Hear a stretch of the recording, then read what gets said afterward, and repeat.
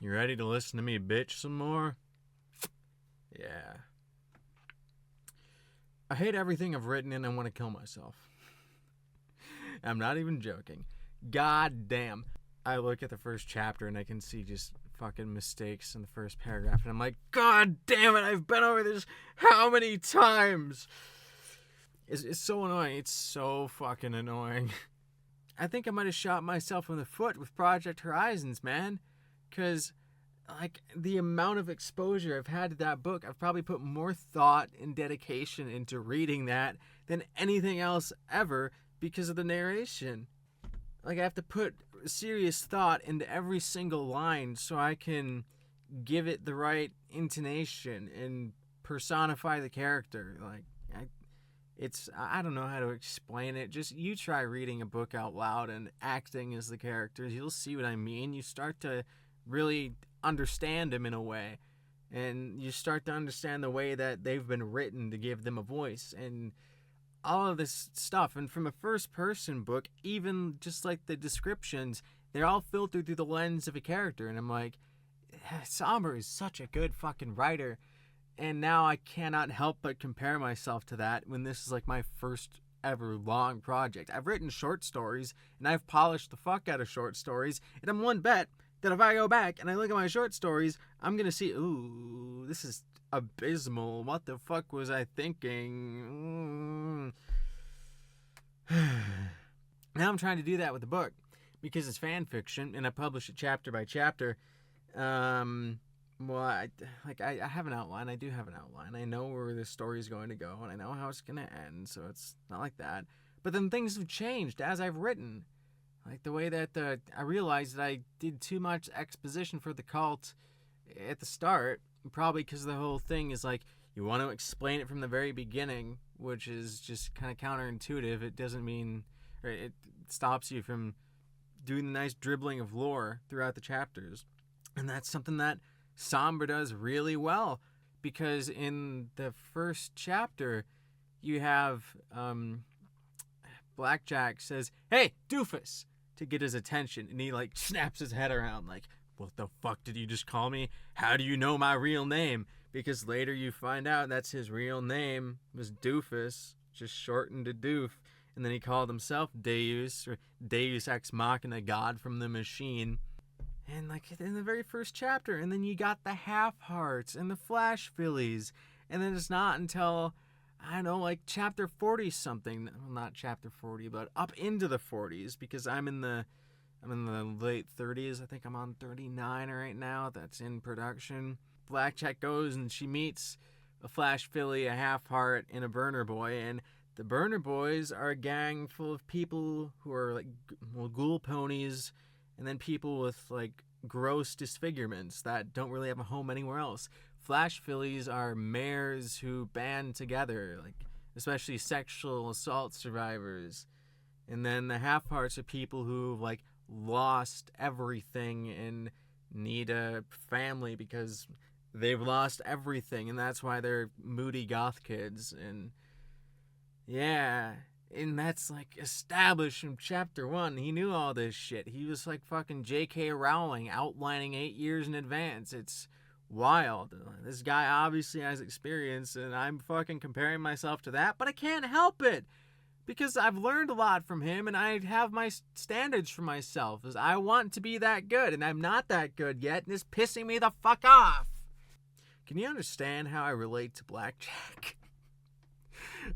She's literally me. But yeah, the fucking cult, that's the central focus of my whole story, is like, it's not going to be a fucking mystery for anyone that's played Fallout, because it's the fucking Adamites. But they're the cult of Umbrum, which that actually might trip some people up. Like, what the fuck are the Umbrum? Because that's a MLP comic thing, which I found out. I was like, I feel like, that's something that only the, big ass pony fans who have all the media, that only Little Shy is gonna know about. So as I've been writing my story, I've been listening to this review podcast by Mares and stuff. I know they have actual names and there's multiple people, but I mean, Afterglow, my fucking nemesis, who dislikes P21. Fuck you, Afterglow. But they're leveling all these critiques at KCAT, and I agree, because, like, they're not wrong. There's a lot wrong with that writing, as evidenced by, like, their hour-long videos just picking apart these short beginning chapters. I have no idea what they're gonna do once they get into the super long ones at the tail end, if they ever get that far. But all I can think of is, like, trying to write this and putting thought and effort, and then creating something that, you know, reading it the day after, I'm like, this is a pile of dookie. What was I thinking? There's no description. You exposit when you don't need to, and just so much. And I kind of feel bad for KCAT, which is an odd thing to say considering probably one of the most successful fanfic writers in the entirety of the My Little Pony fandom.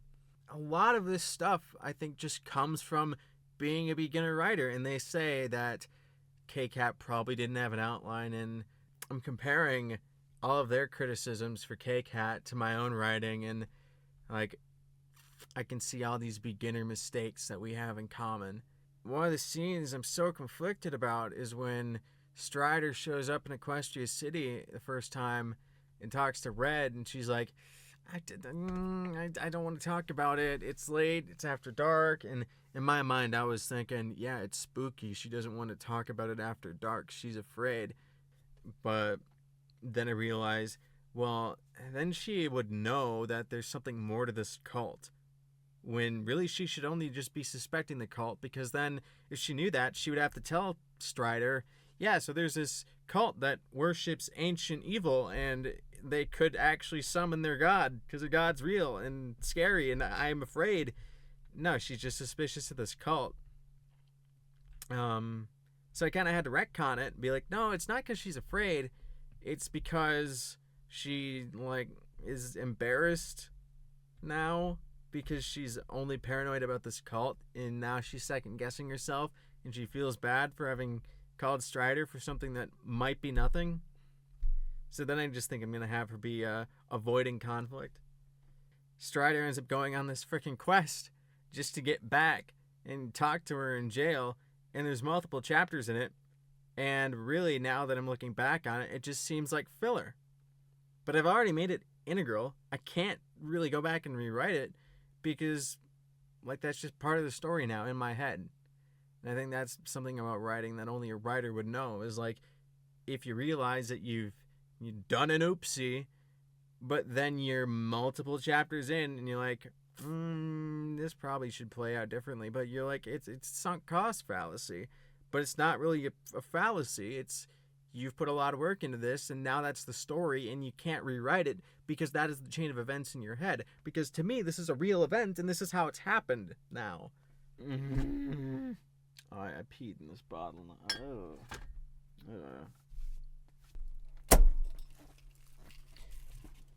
I don't have a bottle opener in here, so I just have to smack it on my kitchenette. There are parts where I think, this is fucking sweet. I like what I did here. So it's not all doom and gloom, but then there's also parts where I'm like, fuck me, what was I thinking? I'm such an idiot. I really need to work on my self-discipline in my writing schedule. And I should make these more so I can force myself to reflect and critique myself. Another thing that Enclave and Afterglow talk about is, like, you need a fucking editor. And I'm like, I do. I would love an editor. Where do I get one? I'm a literal who? And overthinking causes you to miss things that are right in front of your face. And I think that is a very big flaw of mine. And sometimes that manifests in me searching for something that is right in front of me. So I wonder what that's doing to my writing. Sometimes I'll write 4,000 words a day. Sometimes I can barely get 50. That's just the way it be. The way it do. An edgy OC design. God damn it.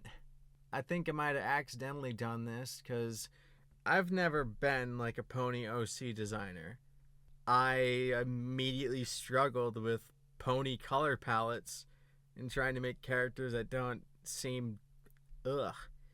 So I'm like, oh. And then I saw the snow ponies thread on MLP, and I'm like, hey, these all have muted colors. Nice. I'm gonna make my pony one of those. And it does fit my setting because it's up in the far north where the snow ponies dwell. So he's half snow pony, so I just gave him a gray coat, slightly darker gray, salt, pepper mane, and then yellow eyes like a wolf. There you go. Because I love wolves. I think wolves are pretty nifty critters. And he was also partially inspired by Halt from Ranger's Apprentice, and he is described as being a dark, grim dude with salt and pepper hair, and I'm like, yeah, a little Halt tribute. My intention was never to make a OC, edgy, badass character, but then I think I kind of did that, and then I fucking put him in the NCR Ranger outfit, because I thought, Ranger, Fallout, Ranger, he's gonna have fucking Ranger armor. And I'm just waiting for someone to come along and be like, your character is so lame. You tried so hard to make him a badass. And I'm like, I'm just dumb. And then I went and put Brago in the Fargo Mare's coat. March gusty snows. And that's my little single reference to a pony from before the war. Speak of the devil. I designed Brago to be a little counterpoint to Strider, so she looks like a fox. And that was also because I couldn't come up with original colors. But then I found a website that just generates color palettes. And I'm like, hey, I can finally do something. Is this it? Why the fuck does it say I'm not connected to the internet? God damn it. I am connected to the internet, you numbnuts mother... Colorhunt.co. That's the site that I use. What do you think about my diet?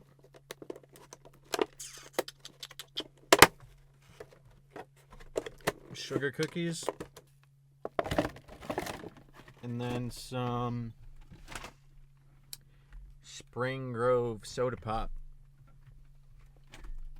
On Dots pretzels. I'm gonna kill myself with this. At least it ain't tainted.